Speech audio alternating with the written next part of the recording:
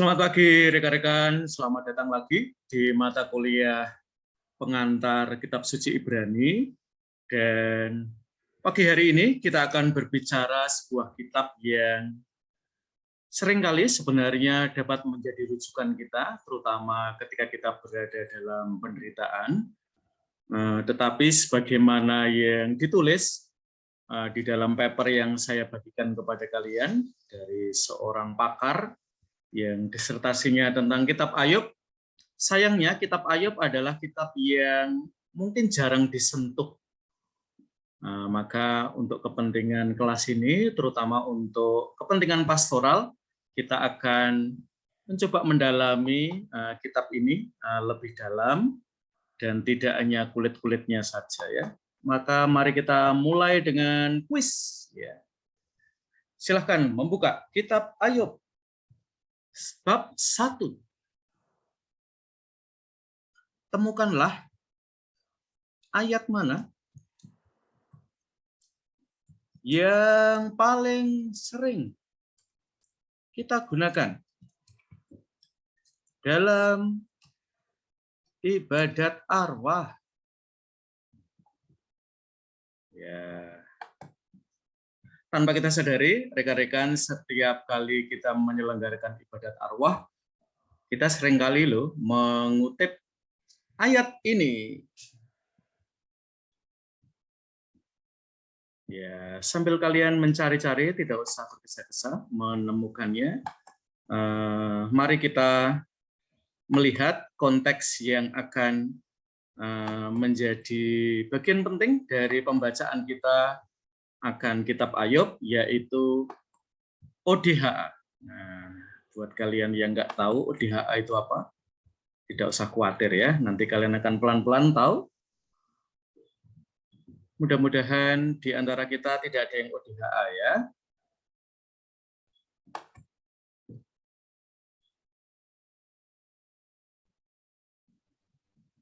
Ini diambil dari salah satu tayangan Netflix yang judulnya adalah Diana,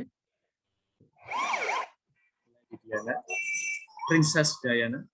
Teksnya tahun 80-an. Ketika penderita AIDS dan HIV, dan mungkin sampai sekarang ya. Dan Lady Diana itu melakukan sebuah kunjungan oleh orang karena dia berkunjung ke anak-anak yang menderita AIDS dan HIV.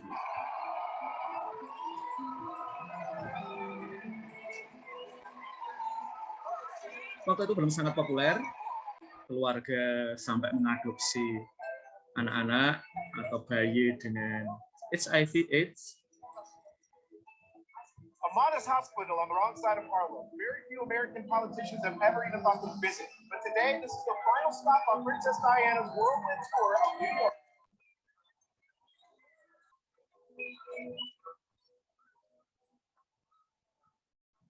We established the pediatric AIDS unit 2 years ago to deal with the rising problem of infants suffering with the disease. Jadi salah satu yang menderita dengan penyebaran HIV/AIDS adalah anak-anak yang satu dari keluarga yang terjangkit HIV dan AIDS.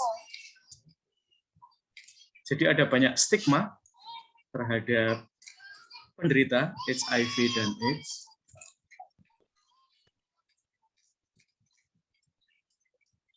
Dan pelukan Lady Di ini menjadi sangat monumental karena pada waktu itu orang tidak akan melakukan lebih jauh daripada itu ya. Bahkan sejauh itu masih dianggap sebagai sesuatu yang sangat tabu, apalagi dilakukan oleh seorang Lady Di. Oke, mari kita cek apakah kalian sudah menemukan ayatnya. Mbak Francisca, sudah ketemu ayatnya, Mbak? Sudah, Romo. Oke, ayat berapa, Mbak? 21. 21. Silakan dibaca. Katanya, dengan telanjang aku keluar dari kandungan ibuku. Dengan telanjang juga aku akan kembali ke dalamnya.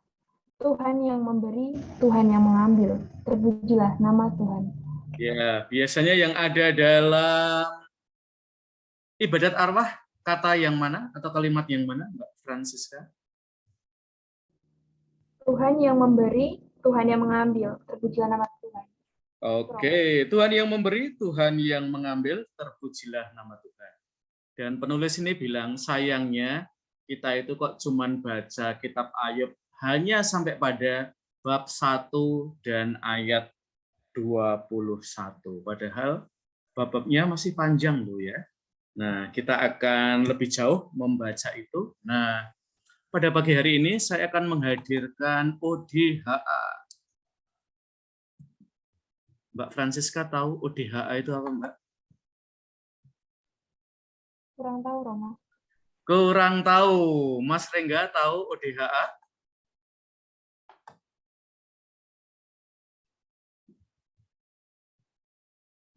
Orang dalam HIV AIDS. Orang dengan Dengan ODHA ya. Mudah-mudahan kita lama-lama familiar teman-teman dengan beberapa istilah. Orang dengan HIV AIDS ya. Rengga pernah ketemu orang dengan HIV AIDS?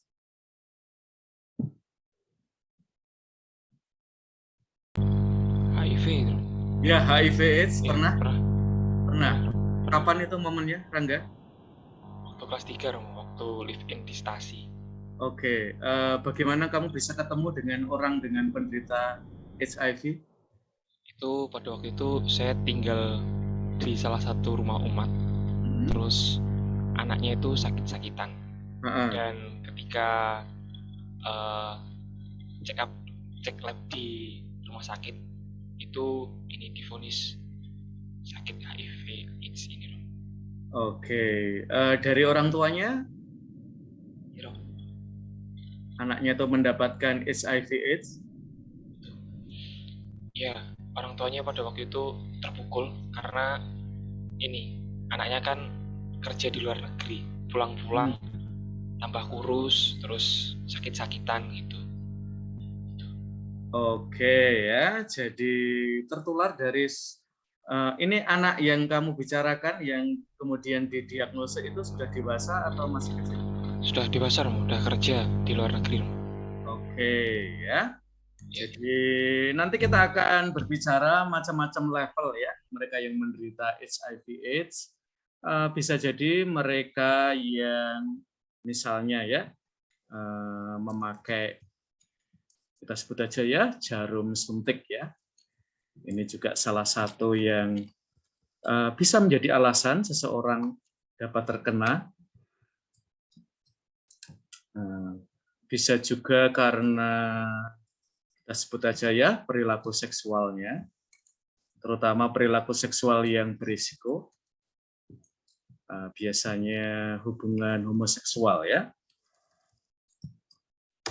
Mudah-mudahan di weekend moral kemarin, terutama buat kalian yang semester 2, kalian udah dapat ya. Lalu nanti kita juga akan berbicara dengan anak-anak yang mendapat HIV AIDS dari orang tuanya.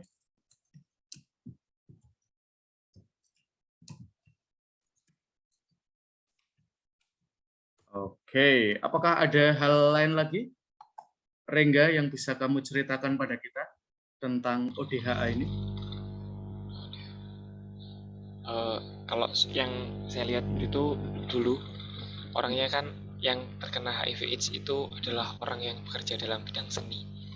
Jadi sebenarnya beliau itu nggak menikah, tapi yaitu terus saya juga kurang paham gejala, maksudnya penyebab dari beliau itu dapat penyakit HIV AIDS itu. Cuma pada waktu itu ketika banyak orang yang tahu itu banyak yang menjauhi, dan saya juga pada waktu parno karena saya tinggal di dalam satu rumah selama 3 hari. Itu saya pada itu konsultasi ke suster. Oke. Terus Parnonya karena apa, Rengga? saya takut tertular.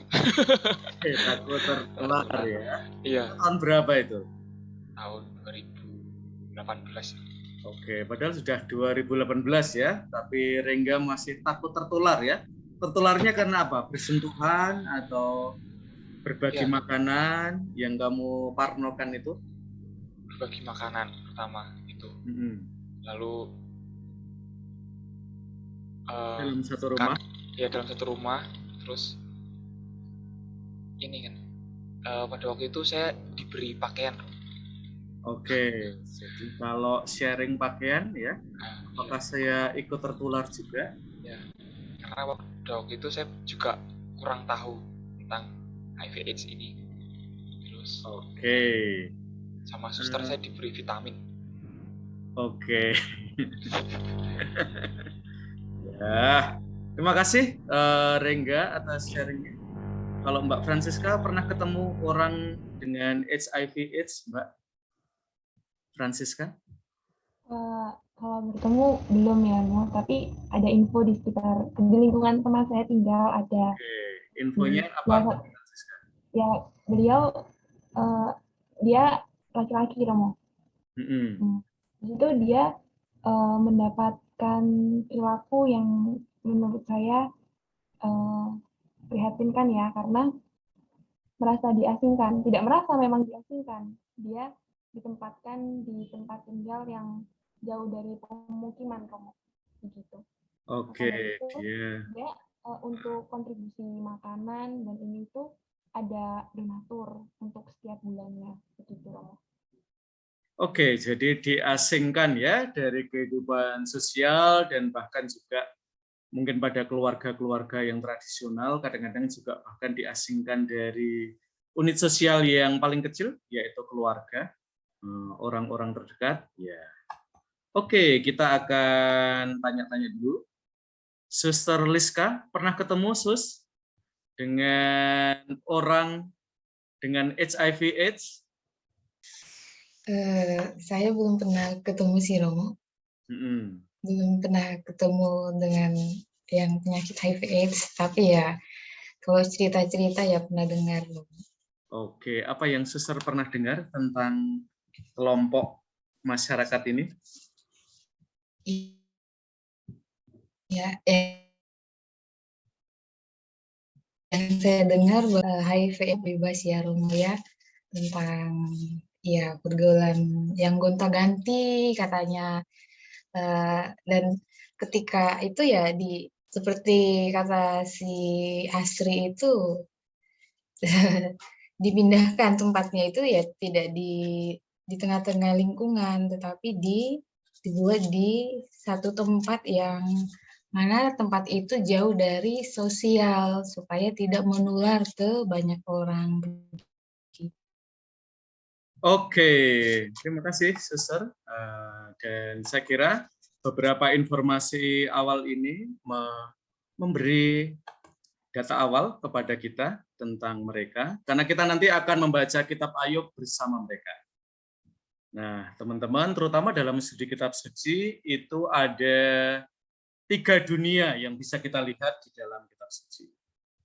Yang pertama adalah dunia di belakang teks. Yang kedua adalah dunia teks. Yang ketiga adalah dunia di depan teks. Nah, biasanya studi-studi kitab suci banyak menggarap 2 dunia yang pertama. Dunia di belakang teks ya. Jadi ketika sebuah teks itu tersusun, di belakang teks itu sebenarnya ada sebuah dunia yang sedang berlangsung, dihidupi oleh orang-orangnya, dan itu turut berpengaruh di dalam produksi sebuah teks. Lalu ketika teks itu sudah jadi, ada dunia juga yang ada di dalam teks itu. Nah, seperti kalau kita mungkin baca novel, ya, kita nonton film, itu ada sebuah dunia yang ditampilkan di dalam novel, di dalam film itu. Nah, yang kadang-kadang kurang mendapatkan perhatian dalam studi kitab suci adalah dunia di depan teks. Adalah dunia pembaca yang mengakses teks. Nah, kita sudah mencoba melihat rekan-rekan ya dari perspektif anak-anak, remaja, orang muda, keluarga, lansia, itu adalah beberapa dunia di depan teks yang kita ajak agar kita bisa membaca kitab suci secara lebih kaya. Dan pagi hari ini saya mengundang kalian untuk membaca kitab suci bersama dengan orang dengan HIV/AIDS. Nah, mari kita dengarkan beberapa kisah dari mereka. Dulu saya mendapatkan stigmanya itu adalah, ini kabarin kita dulu ya, nanti kalau misalnya aku datang kita pada pergi.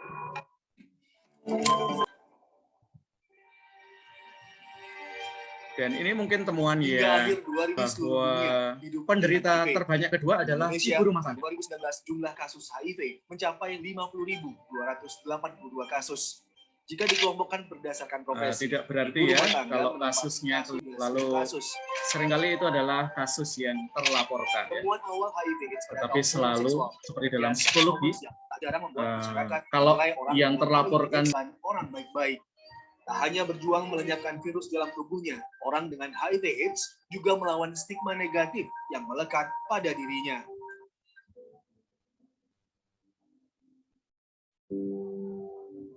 Halo, nama saya Radia Sagestrianda atau biasa dipanggil dengan Hafiz Budiman. Saya terinfeksi HIV dari tahun 2006, which is sudah 14 tahun hidup dengan HIV. Jadi tahunnya itu ketika almarhum suami saya yang pertama itu sakit awalnya. Nah, dokter juga akhirnya menyuruh dia untuk periksa HIV. Kemudian setelah dicek ternyata hasilnya positif, dan dari situ akhirnya dokter juga menyarankan karena saya istrinya, jadi saya juga disarankan untuk tes HIV. Ketika dites ternyata hasilnya positif juga.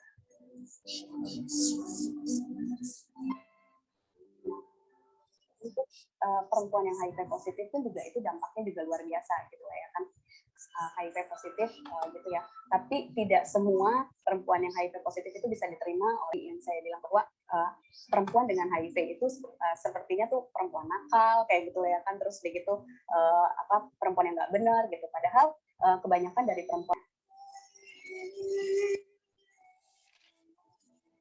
terutama juga dari teman-teman kayak LGBT, pekerja seks ya, terus begitu pecandu nasa.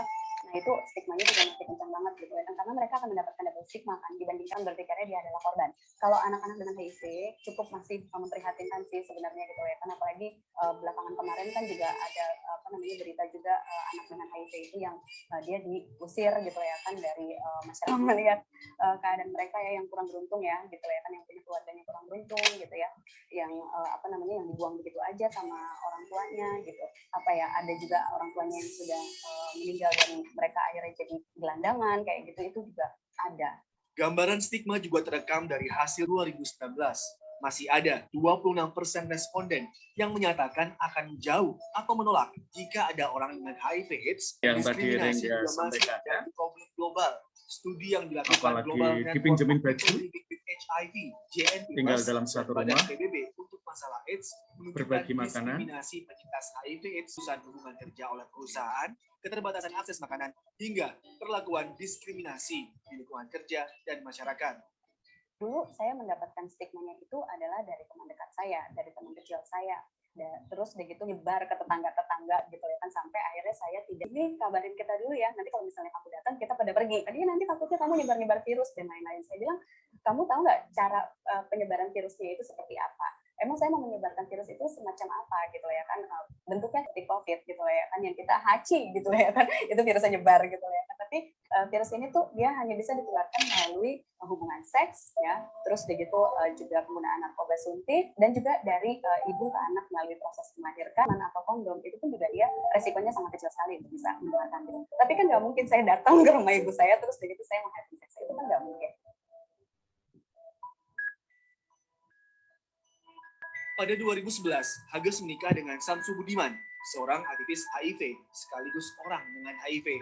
Pernikahan ini membuat keluarga kecil Hages semakin lengkap.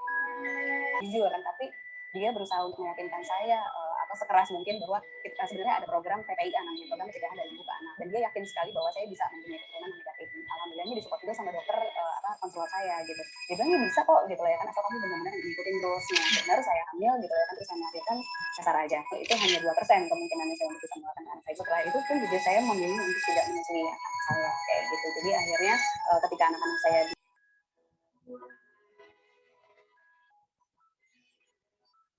Ya alhamdulillahnya sih saya bahagia ya, sebahagia mempunyai anak-anak. Saya bersyukur sekali juga ayahnya gitu ya, bahwa kita adalah Oda. Gitu. Di tahun 2006 sampai dengan 2020 yang saya lakukan itu banyak, sama seperti manusia non HIV yang lainnya gitu kan. Saya bekerja. Saya di tahun 2011 saya mendirikan Laku Desak ini gitu bersama dengan teman-teman Oda, 9 orang Oda lainnya seperti itu. Jadi kita melakukan banyak kegiatan seperti sosialisasi, advokasi, lalu kita melakukan home visit, hospital visit, dan yang lain-lain. Jadi banyak sekali kegiatan yang bisa saya lakukan sama seperti manusia yang non HIV gitu. Kita bisa tepis ya bahwa nggak bisa ngapa-ngapain gitu ya kan, bahwa Oda itu tidak berdaya dan yang lain-lain. Saya justru ingin menunjukkan ke masyarakat bahwa Oda pun juga bisa berdaya. Halo, kemauan bahwa HIV ini sudah lebih dari 30 tahun gitu ya kan, ada juga di Indonesia gitu ya. Jadi ini mungkin udah saatnya kita mengikis stigma dan diskriminasi dari masyarakat gitu ya kan, untuk bisa lebih open minded lagi. Di tahun 2010 itu yang saya 30 kali. We now have reason to believe that the Berlin patient is not a one-off case, meaning it is possible to nearly or maybe even completely eliminate HIV from the body of the infected person.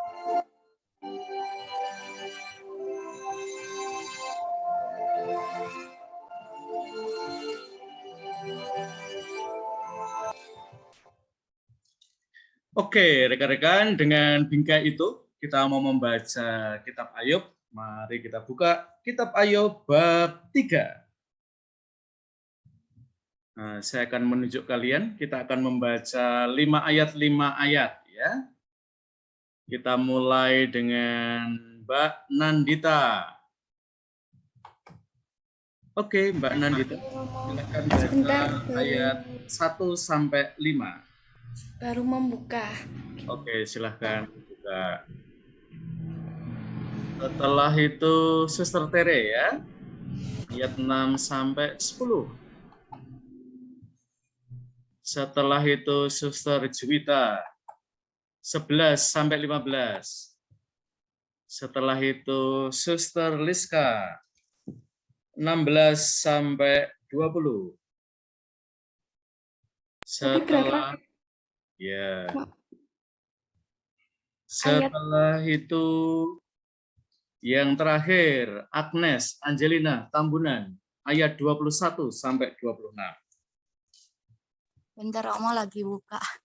Oke, silakan dibuka dulu ya. Di dalam teks yang saya bagikan kepada kalian, ketika teks terutama keluh kesah Ayub itu dibacakan, jadi di dalam paper yang saya bagikan, penulisnya itu berbagi peran ya teman-teman. Jadi ada role playing, jadi bermain peran dengan orang-orang dengan ODHA.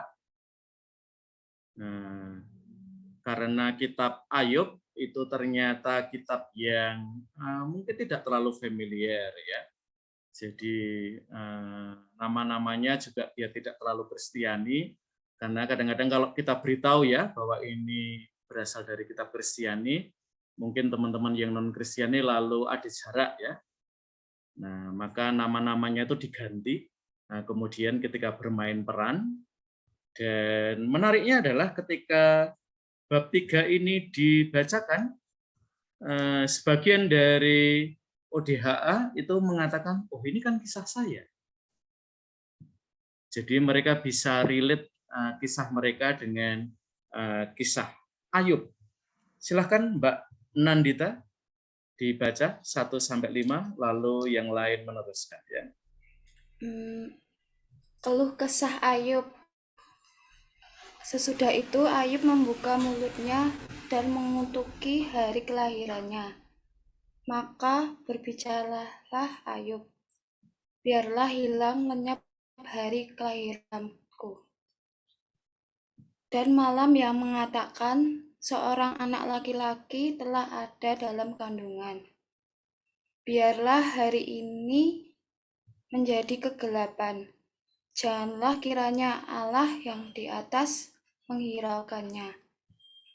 Dan janganlah cahaya terang menyinarinya. Biarlah kegelapan dan kekelaman menuntun hari itu.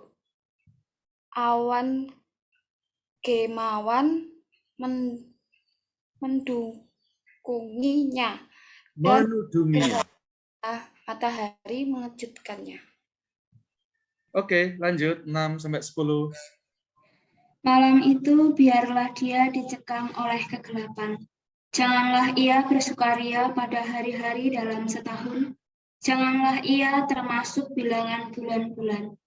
Ya, biarlah pada malam itu tidak ada yang melahirkan dan tidak terdengar suara kegirangan.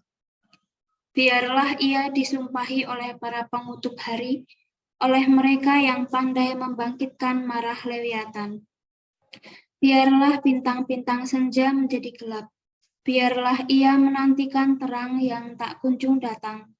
Janganlah ia melihat merekahnya fajar, karena tidak ditutupinya pintu kandungan ibuku, dan tidak disembunyikannya kesusahan dari mataku. Lanjut. Mengapa aku tidak mati waktu aku lahir, atau binasa waktu aku keluar dari kandungan? Mengapa pangkuan menerima aku? Mengapa ada buah dada sehingga aku dapat menyusui? Jika tidak, aku sekarang berbaring dan tenang. Aku tertidur dan mendapat istirahat. Bersama-sama raja-raja dan penasihat-penasihat di bumi yang mendirikan kembali reruntuhan bagi dirinya. Atau bersama-sama pembesar-pembesar yang mempunyai emas, yang memenuhi rumahnya dengan perak. Atau mengapa aku tidak seperti anak gugur yang disembunyikan, seperti bayi yang tidak melihat terang. Di sanalah orang fasik berhenti menimbulkan huru hara, di sanalah mereka yang kehabisan tenaga mendapat istirahat. Dan para tawanan bersama-sama menjadi tenang, mereka tidak lagi mendengar suara pengerah. Di sana orang kecil dan orang besar sama, dan budak bebas daripada tuannya. Mengapa terang diberikan kepada yang bersusah-susah dan hidup kepada yang pedih hati? Lanjut.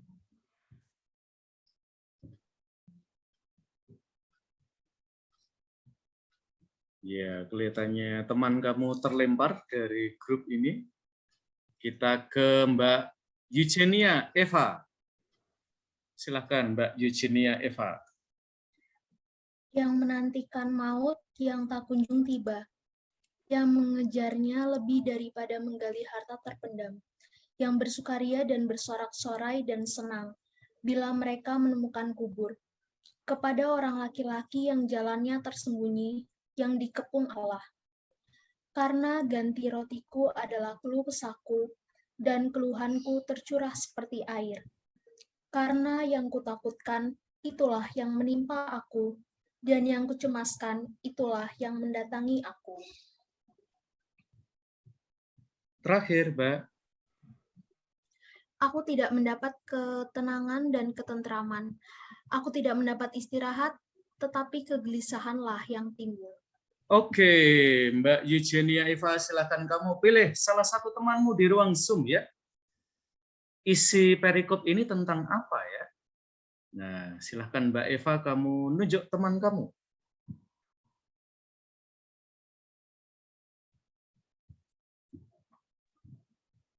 Mei. Mbak Mei, silakan Mbak Mei.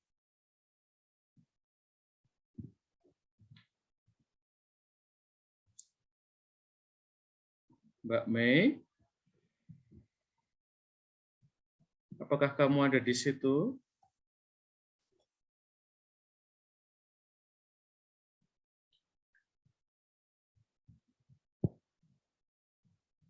Oke, silahkan Mbak Eugenia, kamu pilih lagi. Fonta Laurdista. Oke, Santa, silahkan. Saya ya, Romo? Ya. Baik, Romo. Kalau saya melihat dari perikop bab 3 ini, yang saya lihat bahwa Ayub ini seperti mengatakan bahwa kenapa gitu dia harus lahir di dunia itu. Kalau itu sih yang namanya yang saya tangkap. Oke, itu mengatakan apa sih, Mbak? Kalau orang sampai bertanya-tanya mengapa saya itu ada di dunia.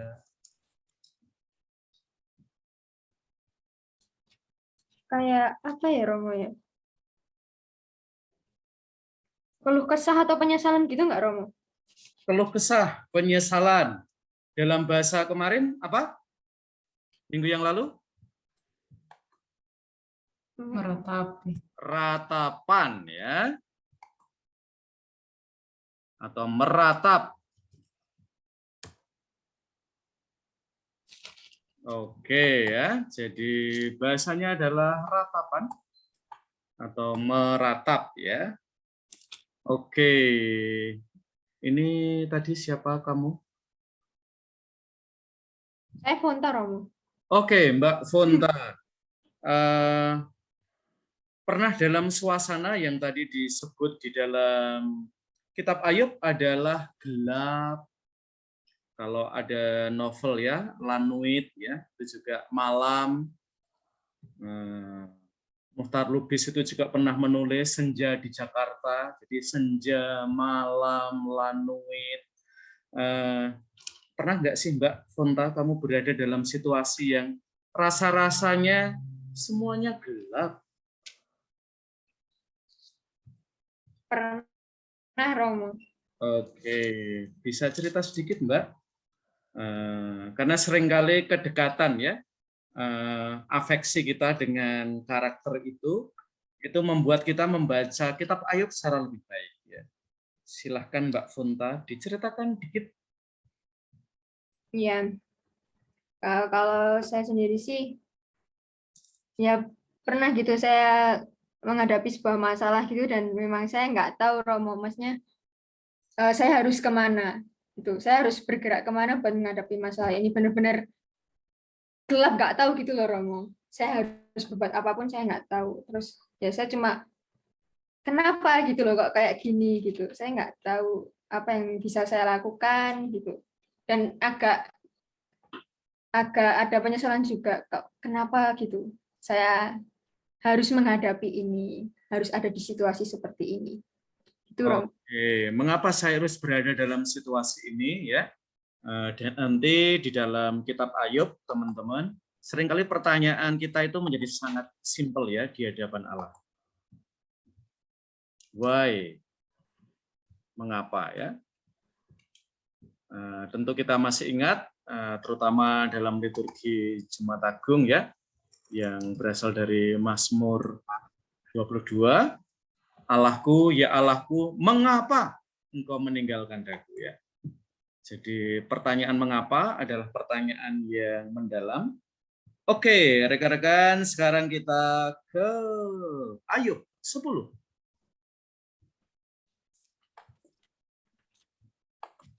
Jadi kita akan memberikan perhatian pada pergumulan Ayub. Ya. Mari kita mendengarkan dulu kisah Mbak Ketut. Aku ini bukan hantu, aku bukan virus, aku bukan bahas yang bersama dengan piring bersama, kamu akan hidup positif HIV, kagak. Nah, itu ya. Kecewa dan sakit hati. Hubungan saya selama 16 tahun, sampai punya 4 orang anak, dan bermacam cobaan dan liku-liku sudah kita lewati. Kenapa harus ketemu dengan masalah ini? Dan notabene ini dari hubungan seksual yang dengan orang lain, bukan dengan istri kamu.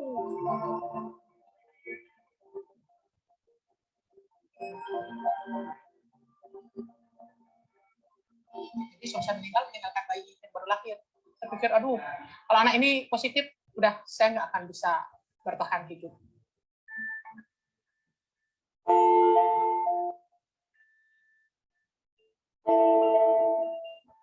Jadi saya diusir oleh keluarga suami saya diusir oleh keluarga saya, semua orang menolak saya. Akhirnya saya mulai berpikir, apa salah saya? Saya cuma ibu rumah tangga yang hanya taunya melayani suami dan melayani anak-anak. Saat dia meninggal, meregang nyawa di pangkuan saya, di depan anak-anaknya. Satu atau berapa kali mungkin dia salah. Tapi nggak harus menghilangkan semua kebaikan dan cinta saya sama dia. Sampai saat ini, saya masih sangat rindu sama dia. Saya masih cinta. Ayo deh. Nenek masih kerja. Siapa yang beli sayang?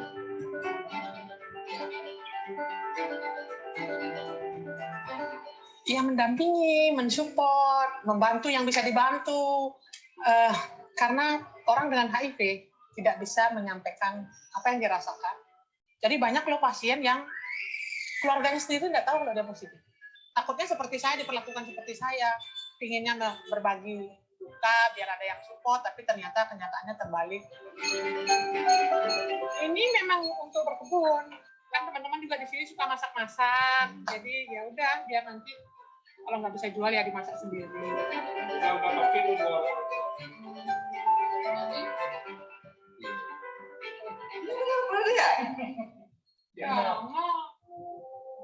Yang saya pahami waktu itu cuma mati. Jadi apapun yang diminta anak-anak saya berusaha untuk memenuhi, karena sebentar lagi ibu sudah nggak bisa ngurus kalian. Itu aja waktu itu. Jadi orang itu bukan semata-mata nggak bakal bisa ngapa-ngapa. Dan pada saat kita bisa kok kreatif kayak gini. Enak itu lebih menguatkan kita sebenarnya. Yang tadinya kita merasa sendiri, terus dengan bergabung di komunitas seperti ini, kayak nambah rumah baru dan keluarga baru. Dan memang saya tidak bisa mencontoh beliaunya, tapi setidaknya saya bisa mandiri seperti beliau dan kuat. Gitu aja. Saya kepingin jadi wanita yang kuat.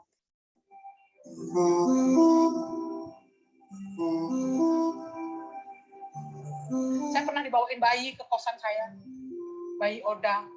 Jadi kalau ada rumah singgah kan saya nggak harus ribet, bawa kemana nih bayinya. Kalau ada pasien terlantar pulang dari rumah sakit, harus dibawa kemana nih sekarang dia pulangnya. Oke, rekan-rekan, jadi kita mulai tersingkap sedikit ya. Pengalaman gelap, seperti Ibu tadi bilang ya, yang ada dalam bayangan ya, hidup saya nggak akan panjang lagi, dan bahkan yang ada dalam bayangan Ibu itu mati. Pada saat yang bersamaan kita melihat ada sesuatu yang hidup ya dalam Ibu yang dari Bali tadi, sehingga dia mendirikan rumah kreatif, rumah dan keluarga baru. Nah, dan ini membantu kita di dalam membaca kitab Ayub, terutama pengalaman kesendirian dari Ayub, kesendirian juga yang dialami oleh teman-teman ODHA. Nah, dengan pengalaman itu mari kita membaca Ayub 10, teman-teman. Ya. Silakan kalian siap-siap ya. Mbak Mei, silakan Ayub 10 ayat 1 sampai 5 dibaca.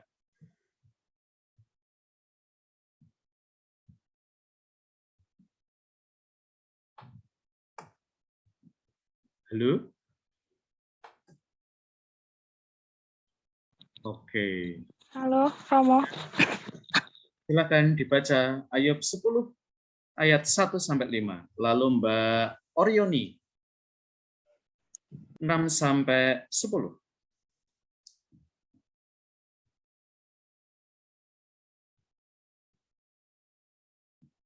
Silakan Mbak Mei.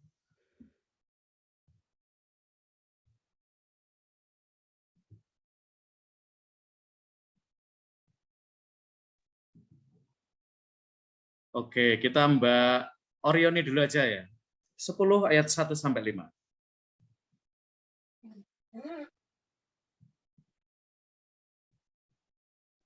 Halo Romo, apa suara saya kedengaran? Kedengaran. Bentar Romo. Soalnya tadi agak ribut. Ayub 10 ayat 1 sampai 5.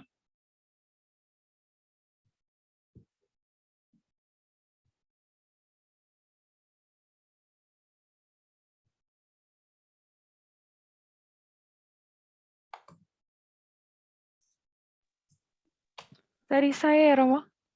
Ya. Maaf tadi kurang sehat. Oke, balik lagi ke Mbak Mei. Nggak apa-apa. Yuk. Apakah maksud Allah dengan penderitaan? Aku telah bosan hidup, aku hendak melampiaskan keluhanku, aku hendak berbicara dalam kepahitan jiwaku, aku akan berkata kepada Allah, jangan mempersalahkan aku, beritahukanlah aku mengapa engkau berperkara dengan aku. Apakah untungnya bagimu mengadakan penindasan, membuang hasil jerih payah tanganmu, sedangkan engkau mendukung rencana orang fasik?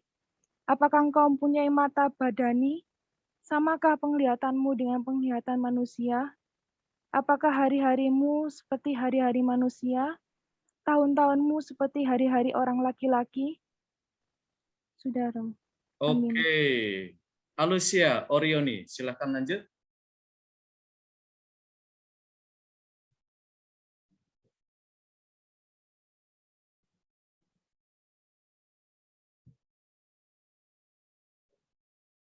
Oke, karena tidak ada respon, Dimas. Ayat 6 sampai 10, Dimas. Sehingga engkau mencari kesalahanku dan mengusut dosaku. Padahal engkau tahu bahwa aku tidak bersalah, dan bahwa tiada seorang pun dapat memberi kelepasan dari tanganmu. Tanganmu lah yang membentuk dan membuat aku, tetapi kemudian engkau berpaling dan hendak membinasakan aku. Ingatlah bahwa engkau yang membuat aku dari tanah liat, tapi engkau hendak menjadikan aku debu kembali. Bukankah engkau yang mencurahkan aku seperti air susu dan menghentakkan aku seperti keju? Oke, 11 sampai 15. Benediktus.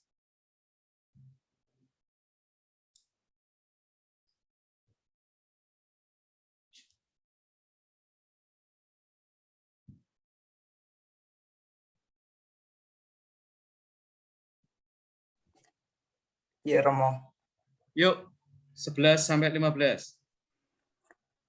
Engkau mengenakan kulit dan daging kepadaku, serta menjalin aku dengan tulang dan urat. Yuk, sampai 15.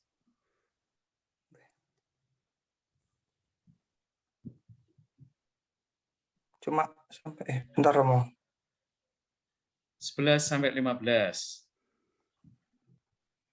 Lalu 16 sampai 20, Elizabeth Nadia.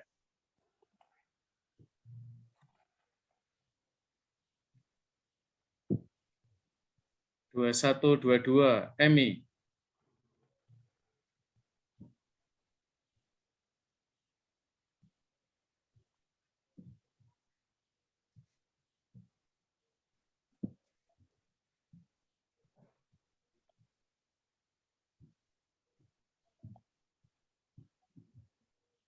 Ini bab 10 ya, Romo?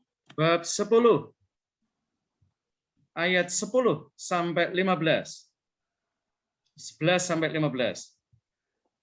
Cuma menemukan bab ayat 11 saja, Romo.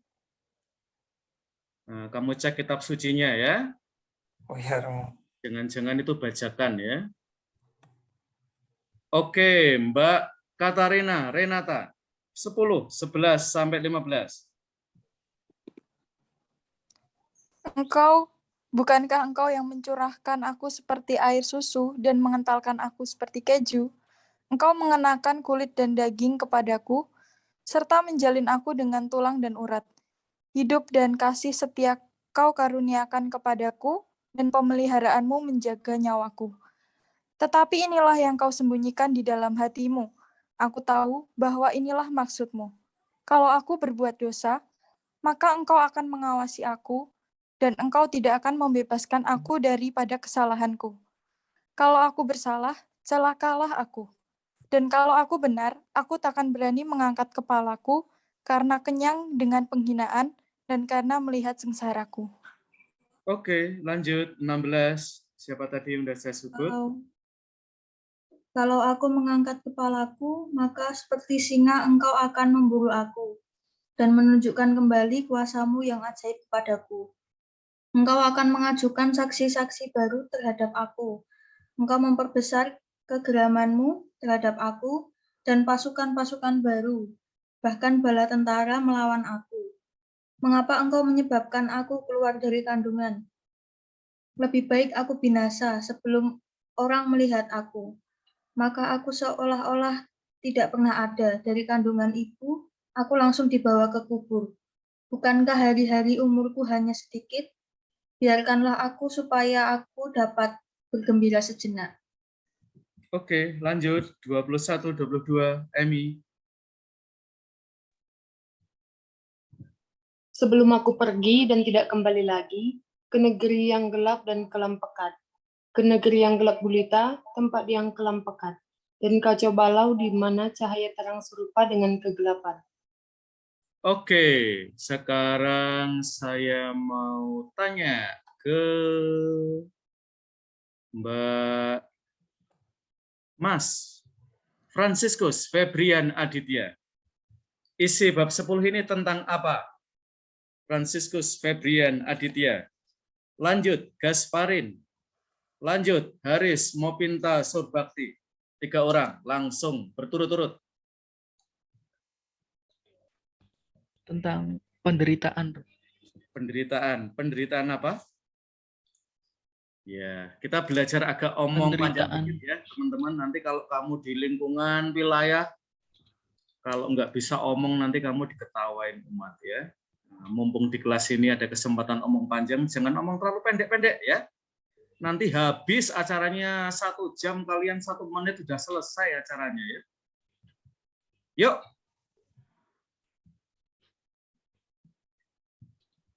Franciscus Febrian Aditya. Baik, Rom. Ayub 10 ini membahas mengenai maksud Allah tentang penderitaan. Jadi, menjelaskan tentang penderitaan-penderitaan yang dialami oleh manusia karena dosanya. Oke, jadi maksud Allah apa? Kan ini dalam tanda tanya, toh? Allah tidak sedang menjelaskan, tetapi Ayub yang berkonfrontasi dengan Allah.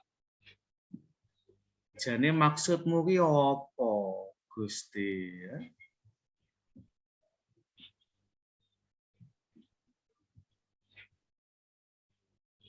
Oh, ini Ayub mengatakan keluhan-keluhan kepada Allah gitu loh. Oke, jadi mengapa kayak protes karena ada penderitaan-penderitaan. Karena Ayub mengalami penderitaan-penderitaan, maka dia itu berkata kepada Allah kayak semacam protes begitu, kenapa aku selalu menderita. Oke, jadi di dalam ratapan seringkali ada protes ya. Dan jangan khawatir teman-teman, Allah kita itu Allah yang mau diprotes ya. Mungkin tidak seperti DPR ya, kalau diprotes sedikit ngambek ya. Atau di demo sedikit ngambek ya. Allah kita terbuka untuk diprotes. Yuk lanjut, Suster.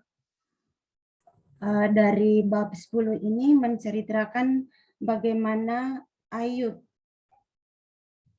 Iya, memang tentang Ayub, Suster. Ayub menseringkan pengalaman hidupnya kepada Allah ketika ia mengalami setiap pergulatan hidup. Oke, pergulatan hidupnya Ayub apa sih, Sus? Pergulatan hidup yang dialami oleh Ayub yaitu mengeluh tentang kehidupan yang dia alami, setiap masalah atau cobaan yang terus datang silih berganti. Seperti itu, Romo. Terima kasih. Ya, itu yang saya tanyakan, Suster. Masalahnya Ayub itu apa? What's wrong with you, Ayub?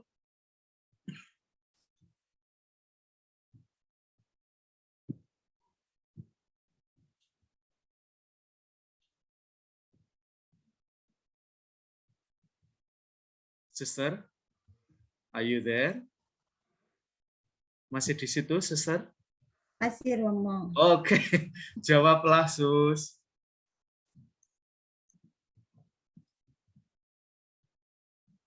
Kalau Suster ditanya umat, sebenarnya persoalan Ayub itu apa sih, Sus?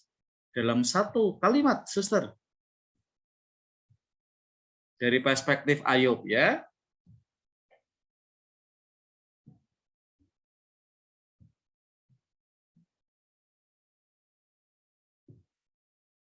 Wah, ini suster kok lama-lama jadi seperti Ayub ya, speechless ya.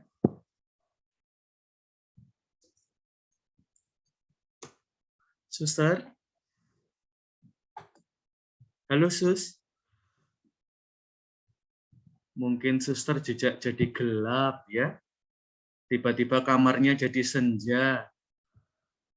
Mungkin suster mulai meratap ya, untuk apa saya itu dikandung oleh ibu saya? Dilahirkan. Suster, lampunya masih nyala toh di kamar? Sus? Iya, Romo, masih Romo. Yuk, yang selanjutnya nomor 3. Untunglah suster masih hidup ya. Saya tuh takut ya. Yuk, yang ketiga, siapa tadi?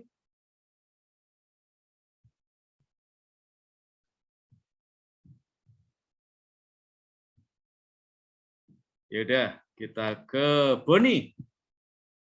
Yuk, Boni. Ya, Romo.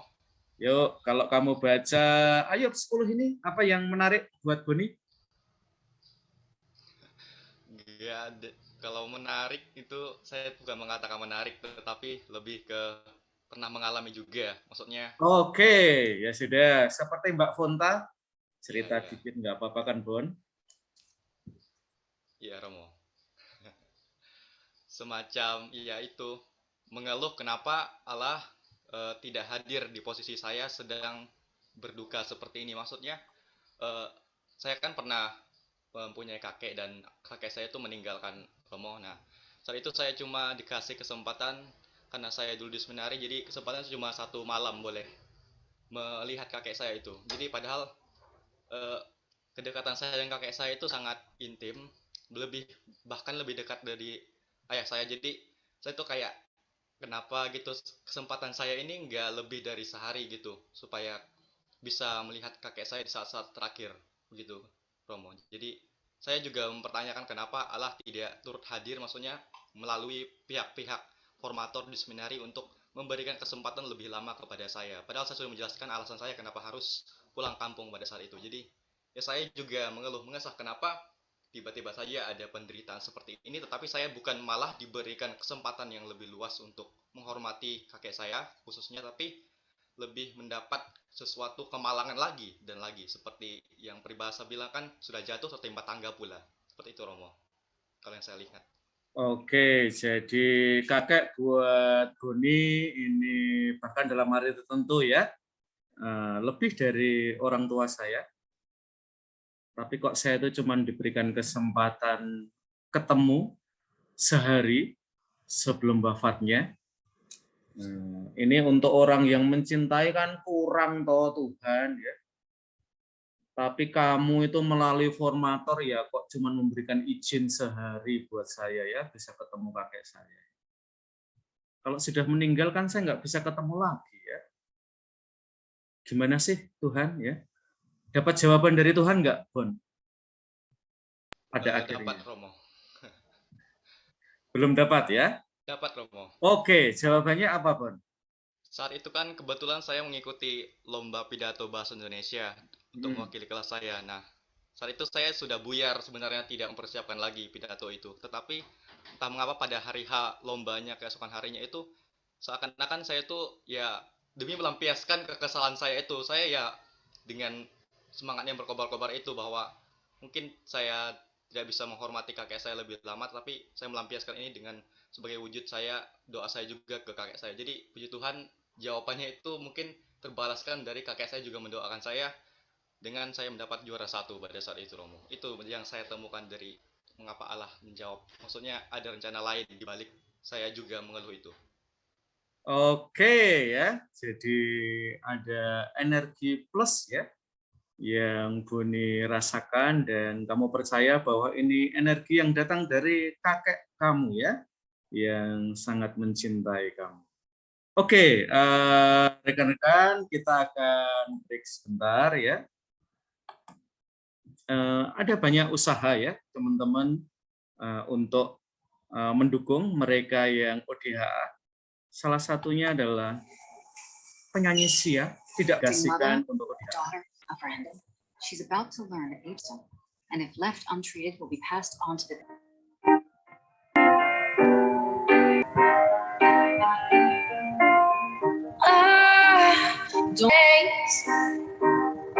I'm scared what I might see there in this place, and I'm a burning fire.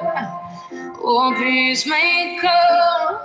I hope it won't take long. Just a faint light can I see? Oh, bring me home. I'm in here all alone. Just me and my melody.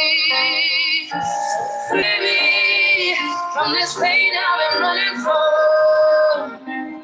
I'm tired and I'm free falling. Free me, oh free me from the shame I've been running from. I'm lost and I am falling.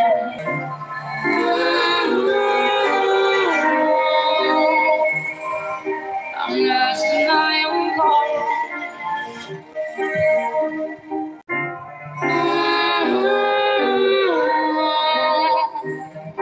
I'm lost and I am calling. I'm headed way back down. I'm slipping even further and tear me around. I'm listening to myself. Oh, peace may come. I hope it won't take long.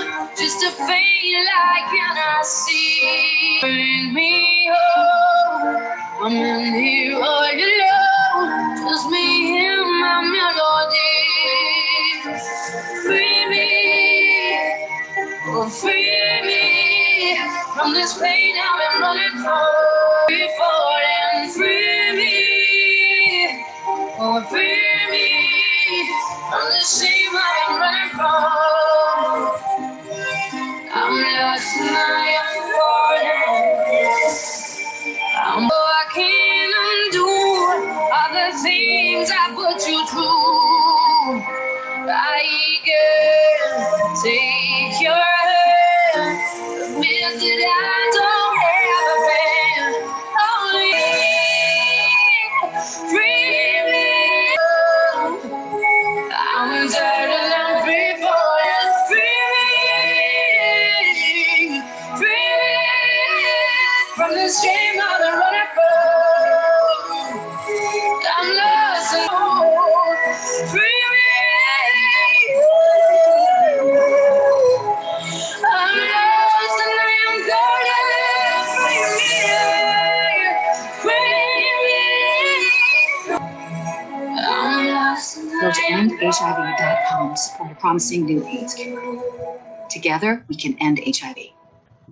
Oke, seperti dikatakan oleh Ibu Ketut bahwa mengidap HIV/AIDS itu sendiri sudah berat, apalagi kemudian ada kerentanan bahwa kita berisiko ketika melahirkan anak untuk ikut terjangkit juga ya. Nah, sejauh ini kita sudah melihat dalam relasi-relasi yang lebih heteroseksual. Nah, sekarang kita akan melihat ke relasi yang homoseksual ya, teman-teman. Awalnya saya takut untuk diajak bertemu, karena saat itu saya awam masalah dunia percintaan, apalagi sesama jenis.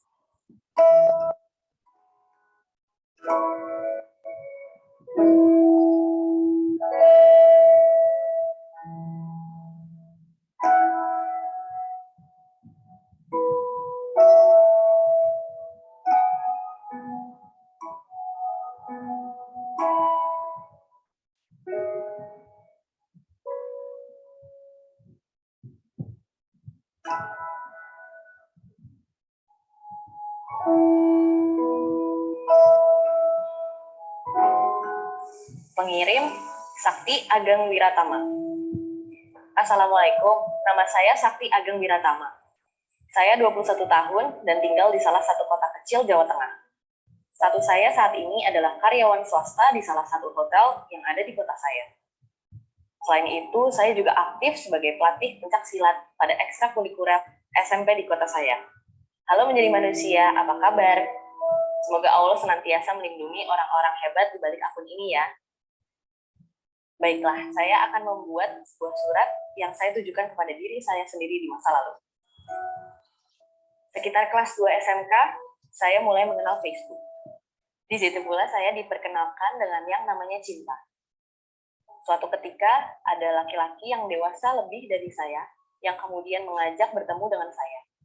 Dia bilang saya ganteng, lucu, dan termasuk tipe dia dalam berpacaran. Awalnya saya takut untuk diajak bertemu, karena saat itu saya awam masalah dunia percintaan, apalagi sesama jenis. Sampai suatu ketika, it's okay, I'm ready to meet. Kami bertemu dan kesan pertama yang saya lihat dari dia adalah ganteng banget, tapi kok gay. Agak lucu dan aneh memang. Saat itu saya diajak ke kosannya, sampai saya diajari sesuatu yang belum pernah saya rasakan sebelumnya. Nikmat tapi sakit, sakit tapi enak, enak dan nagih. Ya, saya terjerumus dalam dunia seks. Setelah kejadian itu, kami mulai ke jenjang pacaran dan saya semakin terjerumus. Beberapa bulan pacaran, saya minta putus. Sampai pada akhirnya saya menemukan seseorang yang dewasanya sama dengan pacar saya sebelumnya. HP, inisial namanya. Ganteng, baik, dewasa, dan perhatian. Sempat 2 kali bertemu, tapi kita tidak pernah ngobrol satu sama lain. Lucu kan? Bayangin aja, satu kamar tidur kayak orang gak kenal. Dengan alasan masih malu untuk mulai pembicaraan.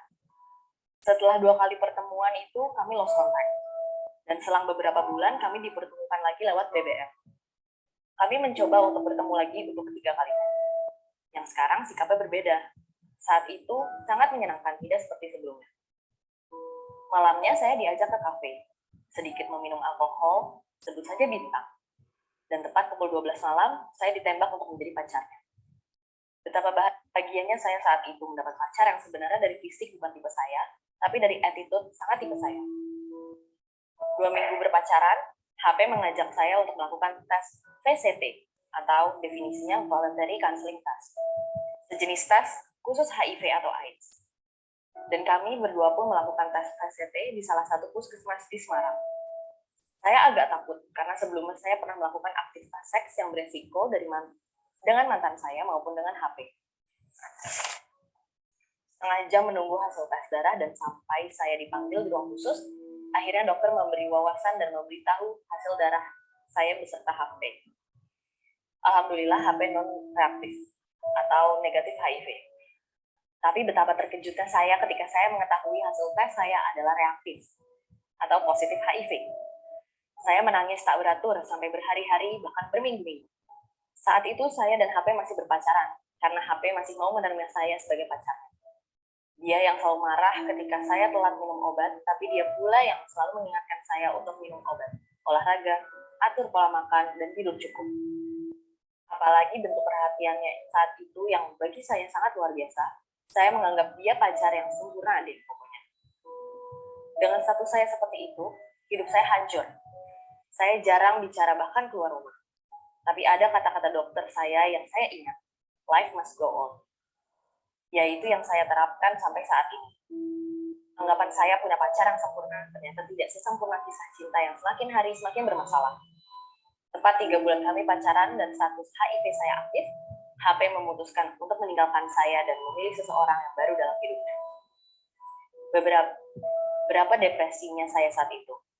Ditinggal pacar pas lagi sayang dan cinta terlebih dengan status saya saat itu. Ini sudah 1,5 tahun hidup tanpa HP. Dan saya tetap jadi sakti yang terus aktif dalam hidup. Saya punya Allah yang selalu menjadi teman saya saat sedih. Saya punya sahabat dan keluarga yang selalu ada di saat saya down. Sekarang saya menikmati hari saya sebagai front office di hotel. Ini mimpi saya yang telah terwujud. Ya, menjadi resepsionis.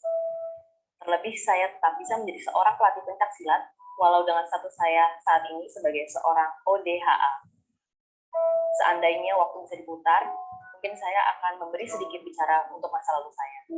Tapi semua sudah terjadi, mau apa lagi? Saya tidak pernah menyalahkan siapapun, Allah, diri saya, ataupun HP. Oh iya, sekarang saya menjadi seorang HIV care, di mana saya peduli dengan ODHA yang baru terdiagnosa dan dengan teman-teman yang butuh informasi tentang HIV atau AIDS. Saya masih mencari banyak pemuda untuk lebih peduli dengan kehidupan sehat mereka, salah satunya dengan berhubungan seks secara sehat. Atau bisa cek di sorotan Instagram saya, @sakti_agam_wiratama. Alhamdulillah saya sehat sampai saat ini. Tapi tetap konsumsi obat ARV dan harus rajin olahraga. Begitupun mengatur pola makan. Doakan saya sehat terus ya, Min. Thanks. Assalamualaikum. Ya, tanggapan gue. Oke. Sekarang kita baca Ayub 16.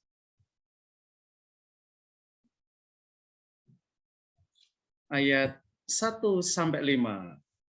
Hari Pangestu.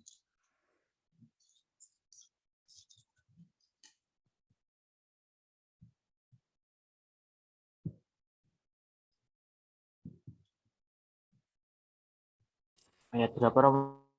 Ayat 1-5.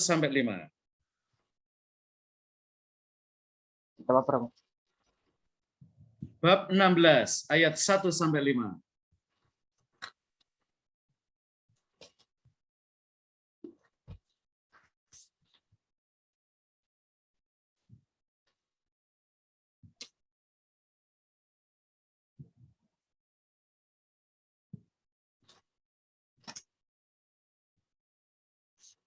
Ini ya, Romo. Ayub mengeluh tentang perlakuan Allahnya.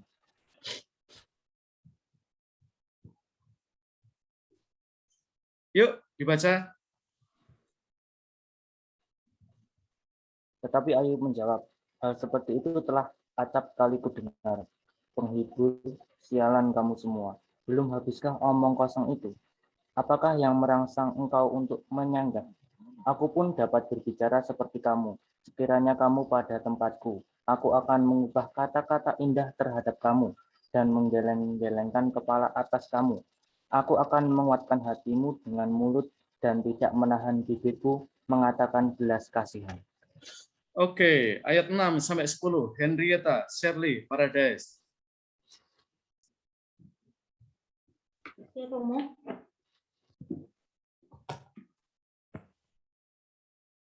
Ayat 6-10 ya, Romo. Ya, silakan langsung dibaca. Tetapi bila aku berbicara, penderitaanku tidak menjadi ringan. Dan bila aku berdiam diri, apakah yang hilang daripadaku? Tetapi sekarang ia telah membuat aku lelah dan mencerai-beraikan segenap rumah tanggaku. Sudah menangkap aku, inilah yang menjadi saksi. Kekurusanku telah bangkit menuduh aku. Murkanya menerkam dan memusuhi aku. Ia menggertakkan giginya terhadap aku. Lawanku memandang aku dengan mata yang berapi-api. Mereka mengangakkan mulutnya melawan aku, menampar pipiku dengan cercaan, dan bersama-sama mengerumuni aku. Oke, 11-15. Hendrawati, SCMM.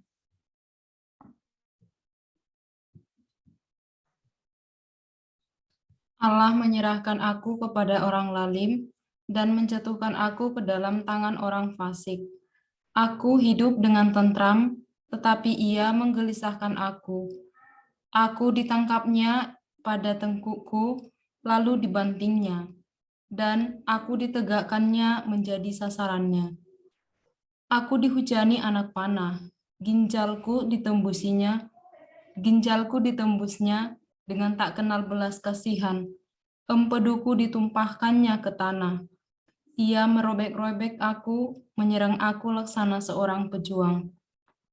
Kain kabung telah kujahit pada kulitku, dan tandukku kumasukkan ke dalam debu. Oke, 16-20. Feby, Teresia.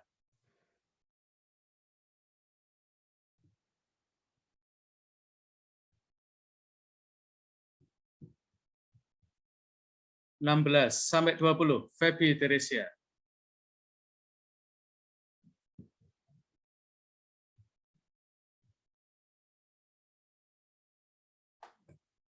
Oke, Imelda, Regina, Celi.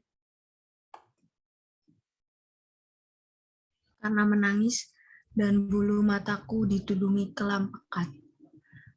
Sungguh pun tidak ada kelaliman pada tanganku dan doaku bersih. Hai bumi, janganlah menutupi darahku dan janganlah kiranya teriakanku mendapat tempat perhatian. Ketahuilah sekarang pun juga saksimu ada di sorga, yang memberi kesaksian bagiku ada di tempat yang tinggi. Sekalipun aku dicemooh oleh sahabat-sahabatku, namun ke arah Allah mataku menengadah sambil menangis. Oke, 2122. Haris, mau perintah, Surbakti. Supaya ia memutuskan perkara antara manusia dengan Allah dan antara manusia dengan sesamanya. Karena sedikit jumlah tahun yang akan datang. Dan aku akan menempuh jalan dari mana aku tak akan kembali lagi. Oke, mau perintah, Surbakti. Isi bab ini tentang apa?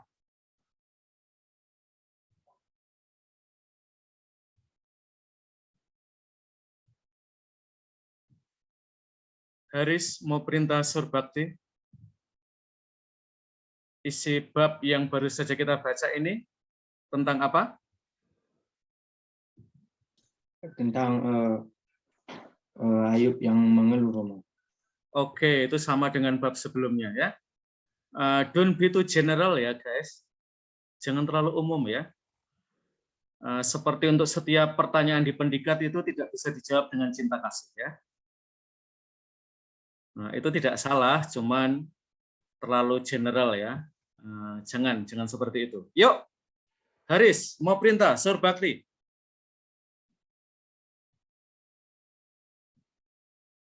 Lihat ayat-ayatnya, mana yang menurut kamu penting?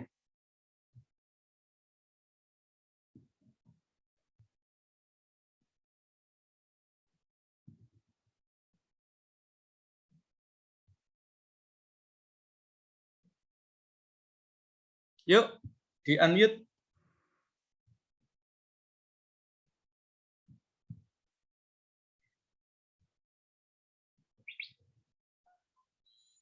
Mungkin saya perlu memperkenalkan salah satu filsuf ya, yaitu Immanuel Kant, sapere aude.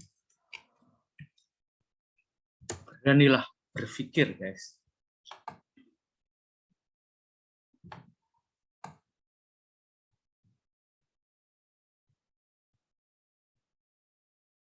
Yuk, Haris.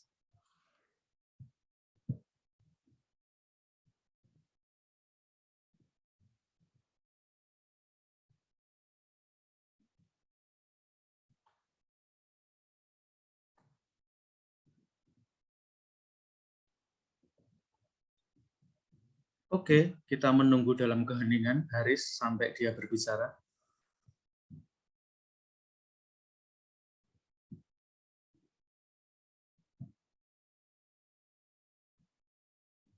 Yuk.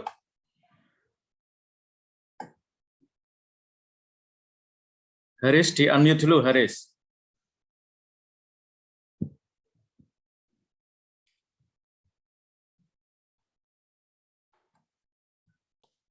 Iya, Romo. Yuk, omonglah sesuatu. Jangan hanya omong itu ya, itu terlalu general ya.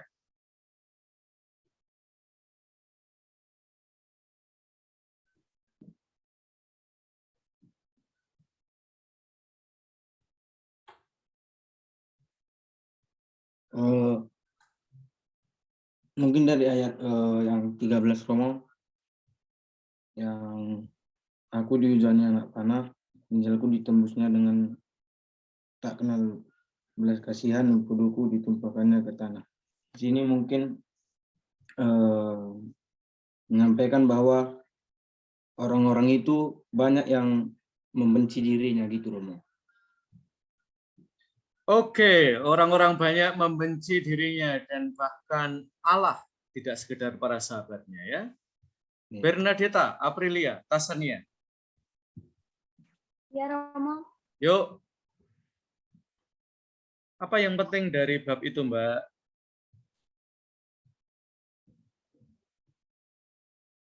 Yang penting dari bab itu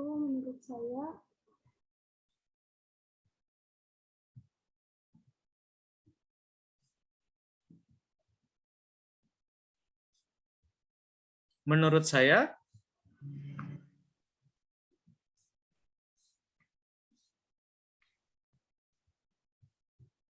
aku akan menguatkan hatimu dengan mulut dan tidak menahan bibirku mengatakan belas kasih. Oke, mengapa ayat itu penting? Mbak Bernadetta? Karena menurut saya, Romo,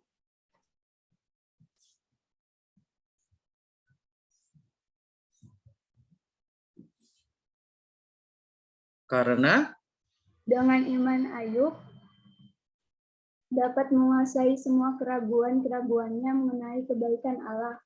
Karena ia menyatakan bahwa Allah sendiri akan bersaksi bahwa dirinya tidak bersalah. Oke, Cindy Francisca.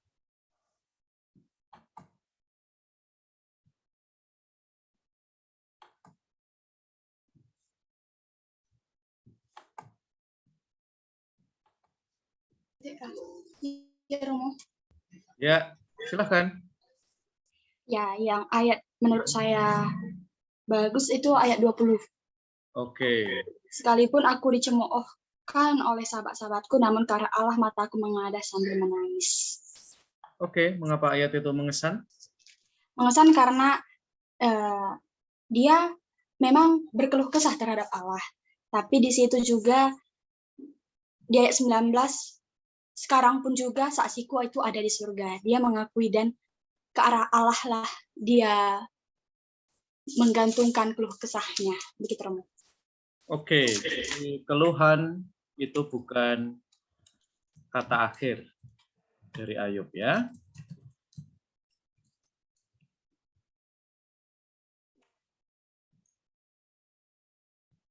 Meskipun nanti sampai pada bab akhir kita masih melihat konfrontasi antara Ayub dengan Allah, tetapi konfrontasi ini kita tempatkan sebagai eksplorasi Ayub ya.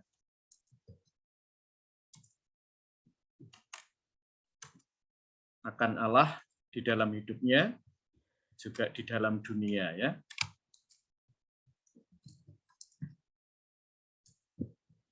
Jadi justru keberimanan itu nampak dalam Ayub mengkonfrontasi ya. Kita sebut aja semacam teologi berkat dan kutuk yang waktu itu sangat dominan ya di dalam teologi yang diwakili oleh 3 sahabat dari Ayub. Oke, kita dengar lagi. Mbak Alusia Orioni yang sudah kelihatan kameranya. Iya, Romo. Ya, pertanyaannya masih sama, Mbak. Kalau dari saya itu ada di ayat 6. Oke. Tetapi bila aku berbicara, penderitaanku tidak menjadi ringan, dan bila aku berdiam diri, apakah yang hilang daripadaku? Kalau dari saya sendiri, ya. Mengapa ayat itu penting, Mbak Orioni? Karena kalau kita mengeluh itu, kita membuahkan hasil apa? Cuma hanya berdiam diri saja, gitu, Romo. Oke, jadi nanti juga di dalam teologi ya, ada momen di mana kita berbicara, ada momen di mana kita silence ya. Dan teologi sebenarnya ada senantiasa ya dalam tarik-menarik antara momen silence dan juga momen speak up ya. Dan terutama buat para teolog yang suka omong ya, kita seringkali perlu ingat pada momen silent itu. Tidak semua hal harus diomongkan. Dan kita seringkali butuh momen-momen silence ya untuk mendalami perkaranya ya. Tidak semua hal itu harus dikomentari ya. Dan dalam bingkai itu Paus Fransiskus, gereja itu jangan terlalu gampang ya untuk merespon ini itu yang terlalu remeh-temeh. Nah itu kalau gereja itu kemudian dalam bahasa Malaysia ya banyak cakap ya, banyak omong ya. Nah, kadang-kadang kita kurang momen silence. Dalam perjumpaan dengan para Yesuit seluruh dunia, para Yesuit itu tanya pada Paus Fransiskus ya, Bapak Paus ya, Anda dan kami ini kan satu keluarga ya, keluarga Serikat Yesus ya. Anda tahu betul kita karena Anda menjadi bagian dari Serikat Yesus. Kira-kira para Yesuit itu kalau Paus Fransiskus mau memberikan nasihat, kami itu perlu atau harus apa sih Paus Fransiskus ya? Paus Fransiskus mikir-mikir ya, berefleksi juga atas hidupnya, dan Paus akhirnya bilang, kayaknya para Yesuit harus kembali berdoa. Kayaknya kalian dan kita itu kurang berdoa. Nah, itu pesannya kepada para Yesuit ya. Jadi nanti kalau kamu ketemu Romo Ruki, ketemu Romo Heri, ketemu Romo Hendra, ya, ketemu Romo Marno, apalagi kalian boleh bertanya, sudah berdoa hari ini? Ya, karena itu pesannya Paus Fransiskus ya kepada para Yesuit. Oke, rekan-rekan, ada satu hal lagi yang tadi sebenarnya juga sudah coba diungkap oleh Mbak Alucia Orioni. Ya. Mengapa kalau saya lihat Mbak Orioni itu malah ingat Oreo ya? Namanya itu mengingatkan pada Oreo ya. Yaitu empati. Dan itu ada pada ayat-ayat awal dari bab yang kita baca, teman-teman ya. Kita bisa menanggapi seseorang dari perspektif pengamat. Dan ini yang kadang-kadang sayangnya dilakukan ya oleh kita, oleh gereja juga. Dan Ayub itu meminta kita ya untuk tidak berbicara kepadanya dari perspektif seolah-olah kamu itu nggak berada di tempat saya. Kalau kamu berada di tempat saya, kamu pasti omongannya berbeda. Tidak seperti ini. Jadi empati ini perlu, teman-teman, dan seringkali empati itu membuat kita sadar bahwa untuk pertanyaan juga terkait dengan penderitaan umat, kita nggak selalu harus memberikan jawaban. Dan ini nanti mungkin jadi godaan kita ya, apalagi kalau nanti kalian sudah dapat SPD ya, seolah-olah semua pertanyaan itu bisa kalian jawab ya. Enggak gitu juga kalian. Kita tidak harus memberikan jawaban untuk semua pertanyaan. Tetapi kita harus selalu menyendengkan telinga kalau umat mau cerita pada kita. Itu yang jauh lebih penting ya. Dan ini saya kira pesan yang istimewa diberikan dalam kitab Ayub kepada kita.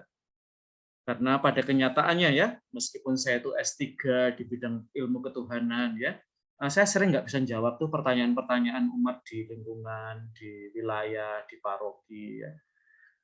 Jawab pertanyaan agama keponakan saya aja saya sering salah ya. Padahal ini anak SMA yang membuat juga lulusan pendidikan yang kelihatannya saya ajar juga ya. Tapi ternyata jawaban saya sering disalahkan oleh guru agamanya. Nanti kalau ketemu, awas Pak Guru ya. Saya tuh suka bingung ya. Jawaban saya kok disalahkan sama guru agama. Ya. Perasaan saya lumayan pinter ya. Nah, teman-teman, mari kita kembali pada pengalaman yang nggak jauh-jauh ya. Sebentar ya. Kita sekarang ke Klaten ya, teman-teman. Di sana ada loh ODHA juga ya.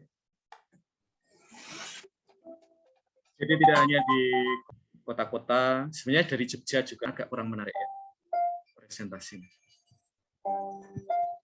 Cewek Klaten ya, ini adalah untuk kalian.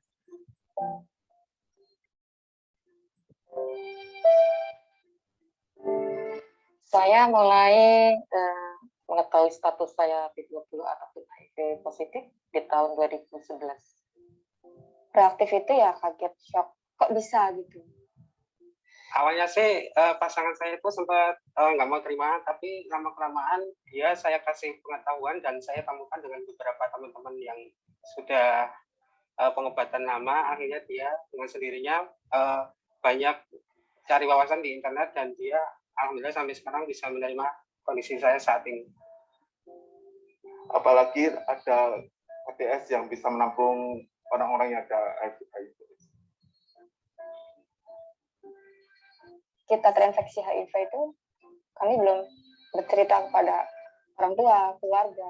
Karena pertama kali saya opening itu memang di masyarakat sempat gentar ya. Katanya, soalnya kan waktu itu saya sakit, jadi saya nggak tahu, cuma dapat cerita aja gitu kan dari saudara-saudara saya.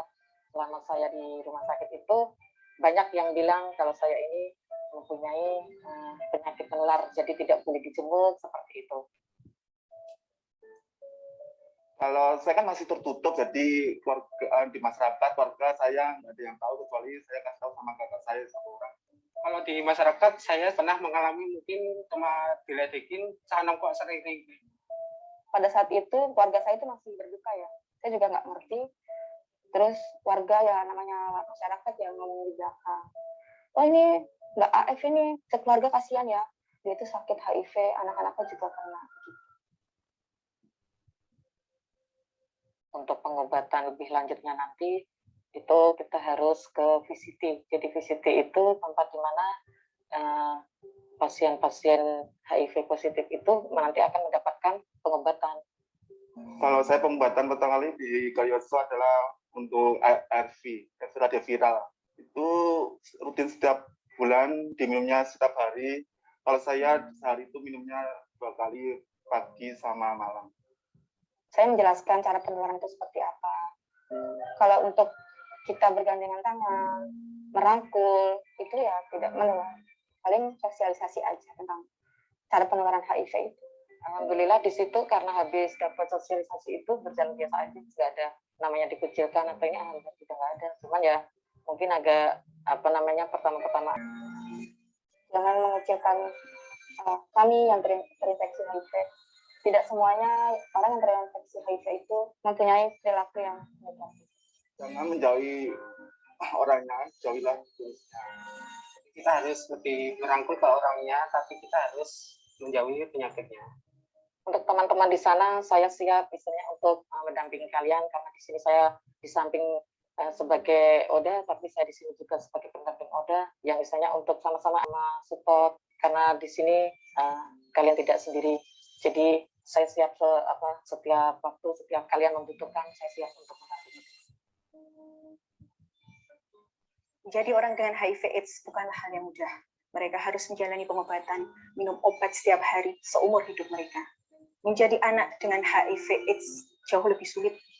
Mereka terlahir dari ibu-ibu dengan HIV/AIDS. Mereka lahir dengan virus HIV di dalam tubuhnya. Orang dengan HIV/AIDS, anak dengan HIV/AIDS, ingin dihargai selayaknya manusia yang ingin hidup bersama dengan orang-orang di sekelilingnya. Alangkah bahagianya mereka ketika kita tidak memberikan stigma negatif kepada mereka, terlepas dari bagaimana masa lalu mereka, terlepas bagaimana mereka mendapatkan virus HIV itu di dalam tubuhnya. Alangkah bahagianya mereka ketika mereka kita melakukan. HIV adalah penyakit menular yang harus kita jauhi. Tapi tetap sayangilah orang-orang dengan HIV/AIDS. Semoga bermanfaat. Tetap jaga kesehatan. Oke. Rekan-rekan, mari kita sekarang melompat ke bab 42. Ini tentu kita melompat jauh ya. Nah, kalau kalian punya waktu silahkan dibaca kitab ini dari bab 1 sampai 42 ya. Mungkin musim lebaran ya, nggak ada kerjaan, kalian boleh membaca ya dari awal sampai akhir. Ya. Kita sekarang membaca bab 42 ayat 1 sampai 5.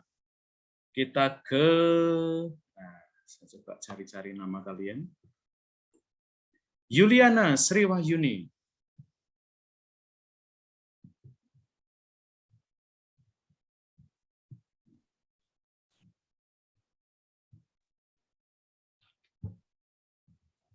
Silahkan, Juliana Sri Wahyuni. Dari bab 4 sampai bab 5 ya, Romo? Dari bab 42 ayat 1 sampai 5. Oke. Kalian menguji kesabaran saya ya pagi hari ini ya. Yuk. Maka jawab Ayub kepada Tuhan, aku tahu bahwa Engkau sanggup melakukan segala sesuatu dan tidak ada rencanamu yang gagal. Firman-Mu, siapakah dia yang menyelubungi keputusan tanpa pengetahuan? Itu sebabnya tanpa pengertian aku telah bercerita tentang hal-hal yang sangat ajaib bagiku dan yang tidak ku ketahui.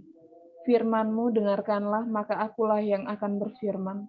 Aku akan menanyai Engkau supaya Engkau memberitahu aku. Hanya dari kata orang saja aku mendengar tentang Engkau, tetapi sekarang mataku sendiri memandang Engkau. Oke, Teresia Lavita 6 sampai 10. Oke. Oleh sebab itu, aku mencabut perkataanku, dan dengan menyesal aku duduk dalam debu dan abu. Setelah Tuhan mengucapkan firman itu kepada Ayub, maka firman Tuhan kepada Elifas, orang teman, murkaku menyala terhadap engkau dan terhadap kedua sahabatmu, karena kamu tidak berkata benar tentang aku seperti hambaku Ayub. Oleh sebab itu, ambillah 7 ekor lembu jantan dan 7 ekor domba jantan, dan pergilah kepada hambaku Ayub. Lalu persembahkanlah semuanya itu sebagai korban bakaran untuk dirimu. Dan baiklah hambaku Ayub meminta doa untuk kamu, karena hanya permintaannya lah yang akan kuterima, supaya aku tidak melakukan aniaya terhadap kamu. Sebab kamu tidak berkata benar tentang aku seperti hambaku Ayub. Maka pergilah Elifas, orang teman, Bildad, orang Susah, dan Zofar, orang Naamah. Lalu mereka melakukan seperti apa yang difirmankan Tuhan kepada mereka, dan Tuhan menerima permintaan Ayub. Lalu Tuhan memulihkan keadaan Ayub.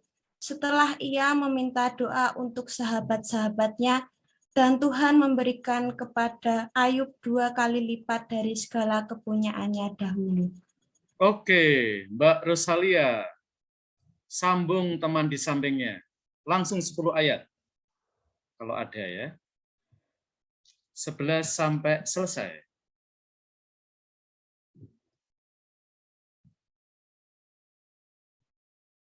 Rosalia dan De Anissa. Maaf Romo, Rosalia lagi ke toilet. Oke, Anissa. Maaf Romo, bab berapa itu Dimo? Bab 42 ayat 11 sampai 17, Mbak.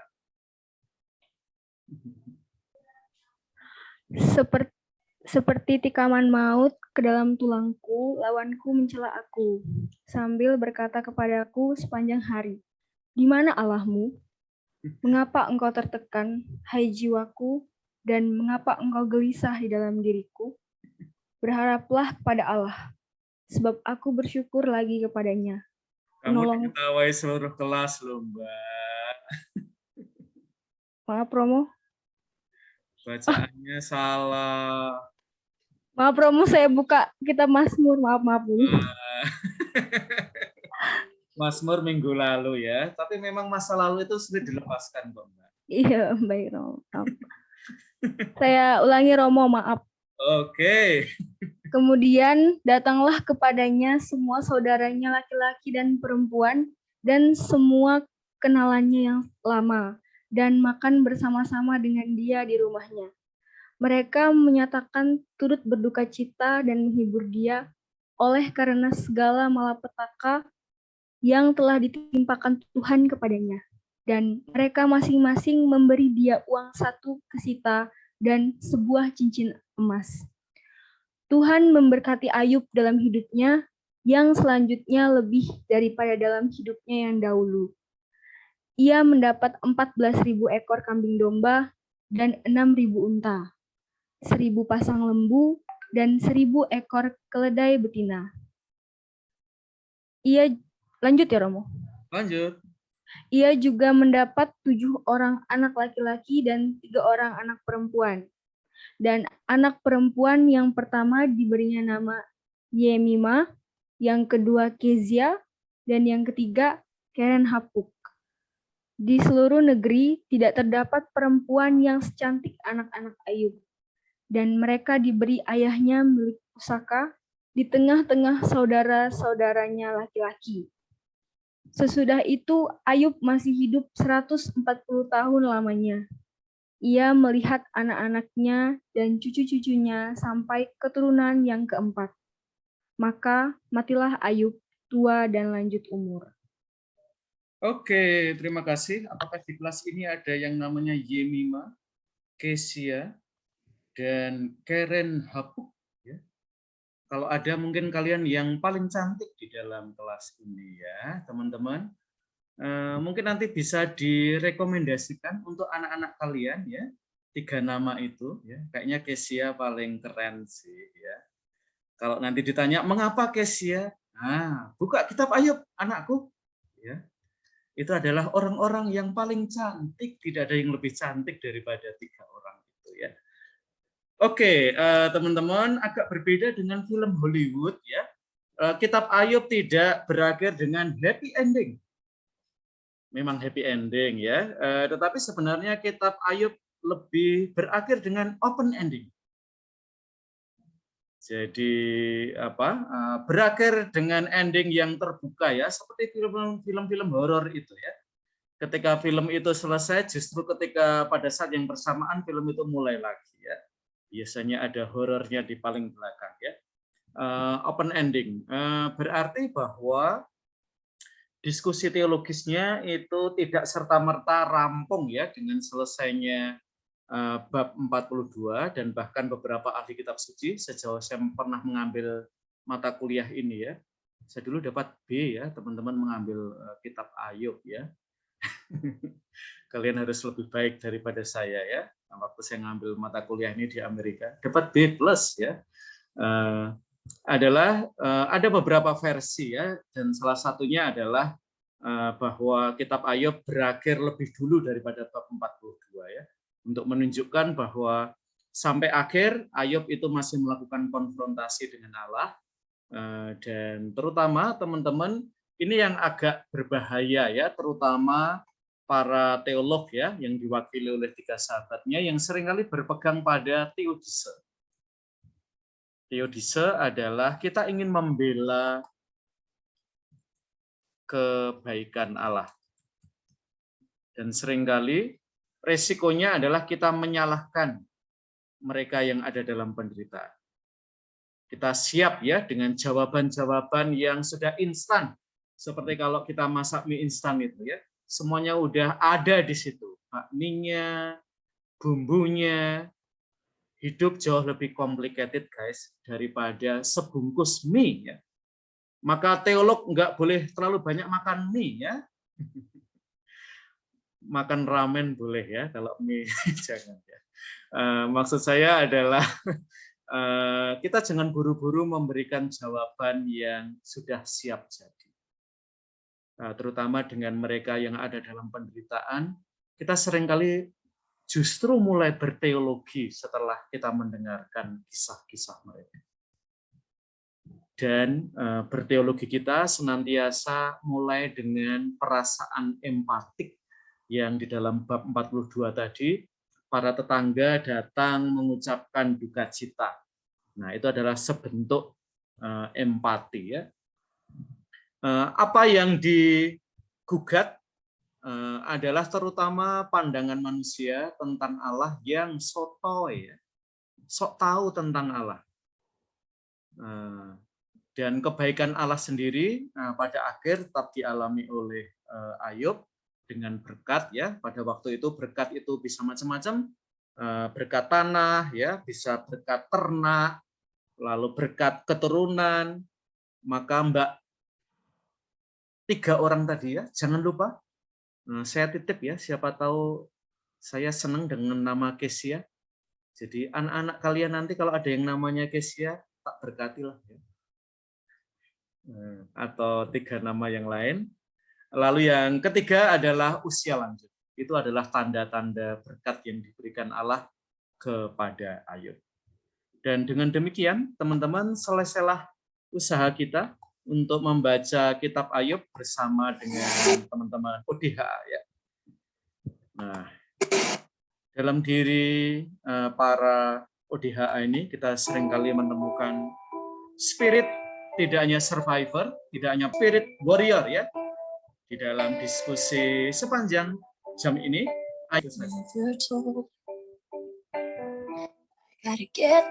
rekan-rekan, barangkali kalian dan kita ya tidak sampai pada pengalaman seperti teman-teman ODHA yang mereka sangat bergumul dalam hidupnya dan mencari inspirasi juga di dalam gereja, terutama dengan kitab Ayub. Nah, mungkin pengalaman kita seperti yang di-sharingkan oleh Mbak Fonta dan Mas Boni ya. Kita ini little girl ya, little boy ya. Kok kayaknya saya grew too fast ya. Kok kayaknya saya dewasa padahal saya tuh masih kecil ya dengan segala persoalan yang saya miliki. Maka nanti teman-teman kalau kalian ketemu Mbak Fonta sama Mbak Boni ya, Mas Boni ya. Coba dipegang-pegang tangannya ya. Karena pasti Mbak Fonta dan Mas Boni have thicker skins ya. Jadi kulitnya itu lebih tebal daripada yang lain ya. Karena dengan segala kesulitan dalam hidup mereka ya. Dan silahkan cek di tas mereka teman-teman. Mungkin ada tameng yang disimpan oleh Mbak Fonta dan Mas Boni ya. Ini adalah orang-orang yang telah melalui masa-masa sulit dan kalian tidak bisa melukai mereka lagi ya. Mereka sudah kebal ya sekurang-kurangnya sampai beberapa tahun mendatang. Jadi jangan lupa ya nanti kalau ketemu Mbak Fonta dan Mas Boni ya dipegang-pegang tangannya ya. Kemungkinan lebih keras ya tangannya ya. Dan mungkin teman-teman kalau kita membayangkan kita menampilkan kitab Ayub ini untuk lingkungan, umat, ya, saya kira ini menjadi salah satu perikop yang inspiratif, ya.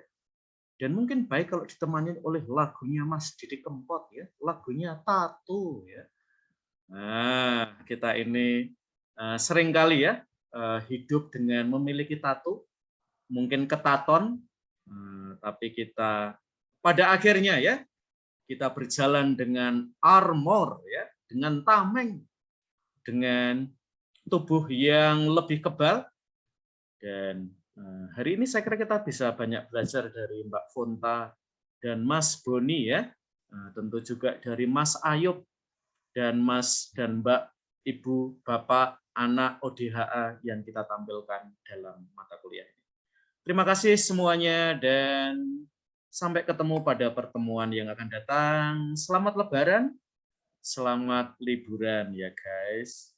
Terima kasih semuanya. Terima kasih Romo. Terima kasih Romo, selamat siang. Terima kasih Romo. Sama-sama. Terima kasih Romo, selamat siang. Terima kasih Romo. Terima kasih Romo.